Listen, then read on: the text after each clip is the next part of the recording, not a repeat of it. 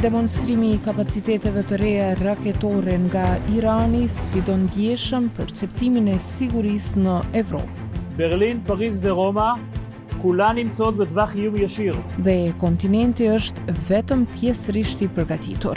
Because the threat is relatively new. Në këtë situatë pa parashikueshme, vendet si Kosova, jashtë NATO-s, por me prani amerikane, gjenden në një pozitë kritike, mes mbrojtjes dhe rrezikut.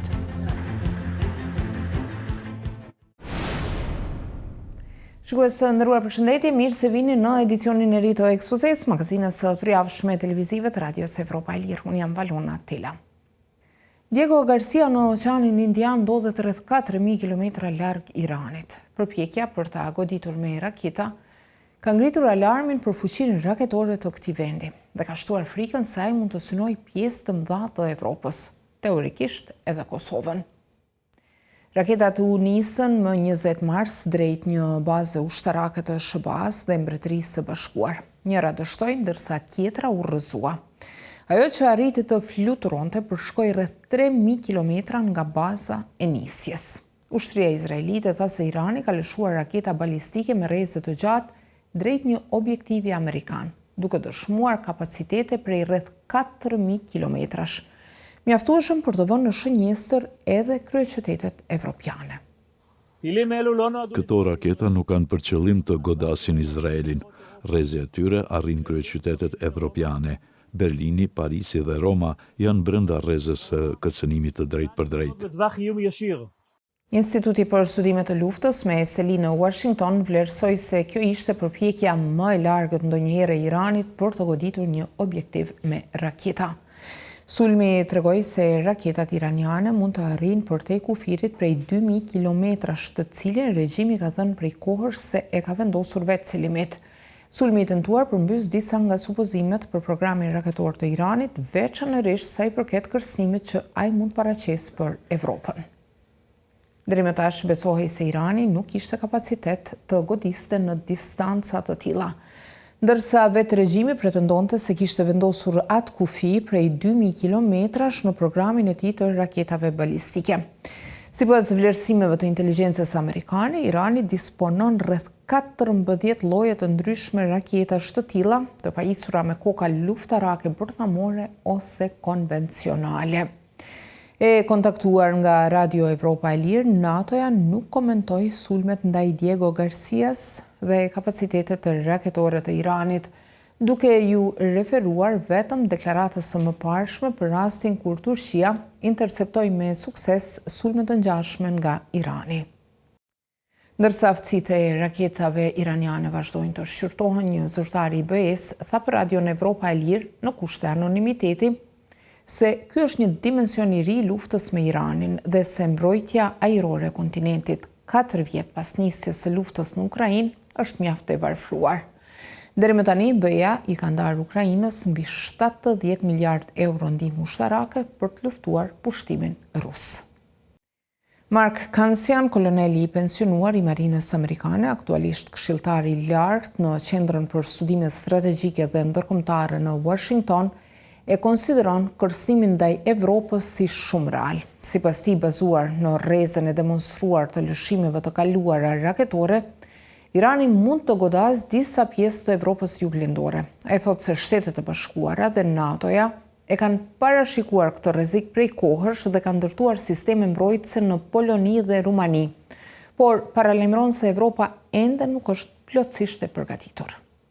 Because the threat is relatively new. Sepse kërcënimi është relativisht I ri.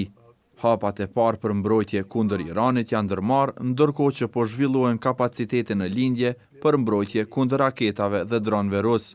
Polonia ka ndërtuar një ushtri dhe sistem të mbrojtjes ajrore shumë të fuqishëm, ndërsa hapa të ngjashëm po ndërmerren edhe nga vendet baltike. Steps also as are the Baltic countries. Më skeptik për kapacitetet e Iranit për goditur drejt për drejt Evropën shprehet Gordan Akrap, ish zyrtari I Komunitetit të Inteligjencës Kroate, tani ligjërues në Universitetin e Mbrojtjes dhe Sigurisë, Dr. Franjo Tuđman.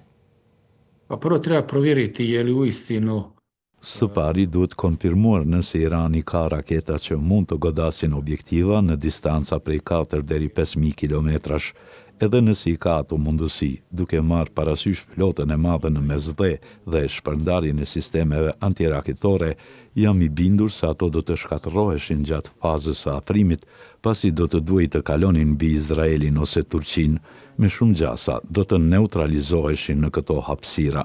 Tako da bi sigurno u tom području one bile srušene. Naime, Në këtë kontekst, Kosova përfshihet gjithashtu në analizë për shkak të pranisë së saj ndërkombëtare. Vendi sëron misionin paqëruesës të NATO-s KFOR si dhe bazën më të madhe amerikane në Ballkan, Bondsteel. Sipas të dy ekspertëve, kjo e bën Kosovën shënjestër potenciale, por jo të pambrojtur. Koloneli Kansian thekson se Kosova përfshihet brenda mbulimit të sistemit antiraketor të NATO-s në Rumani dhe mund ta forcojë mbrojtjen e saj duke bashkëpunuar ngushtë me aleancën.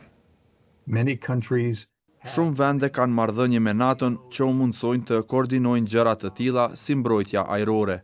Natyrisht, suedezët dhe finlandezët i kanë pasur këto marrëdhënie shumë vite para se të bëheshin antar. Kështu që është e mundur ta vendosësh një vend të vogël nën ombrellën e NATO-s pa qenë domosdoshmërisht antar i saj. necessarily joining NATO.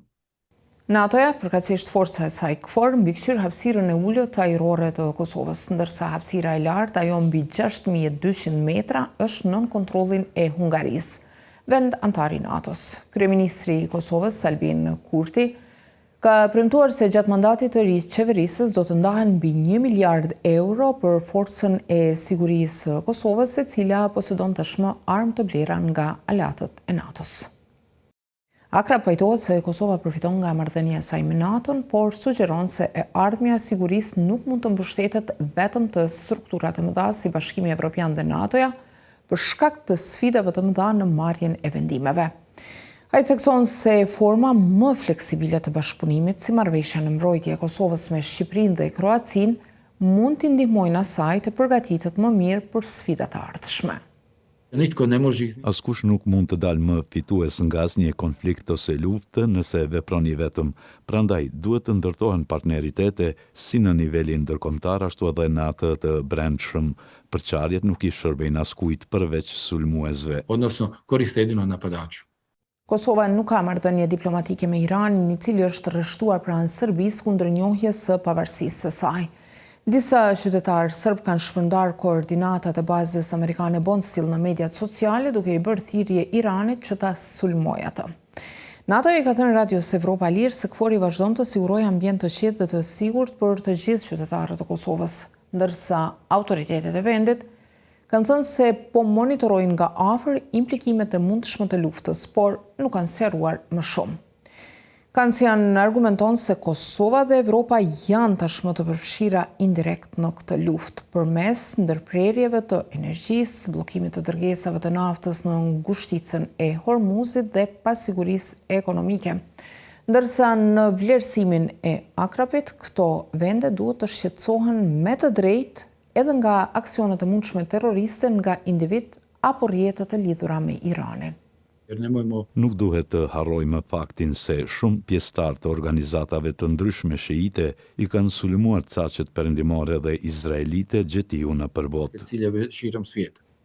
Konflikti në Iran shpërtheu më 28 shkurt, kur Shtetet e Bashkuara dhe Izraeli nisën sulme të përbashkëta për të frenuar programin bërthamor të Republikës Islamike. Në kundërpërgjigje, Irani dhe aleatët e tij goditën Izraelin dhe objektiva të SHBA-s në vendet aleate nga Arabia Saudite deri në Qipro. Kansian thotë se sulmi ndaj Diego Garcias ishte një mesazh i Iranit se ka ende letra për të luajtur edhe pas disa javësh luftë. In other words, they Me fjalë të tjera, ai godet vende që strehojnë baza amerikane ose që e lejojnë SHBA-n të përdor bazat e saj në territorin e tyre. is on its territory.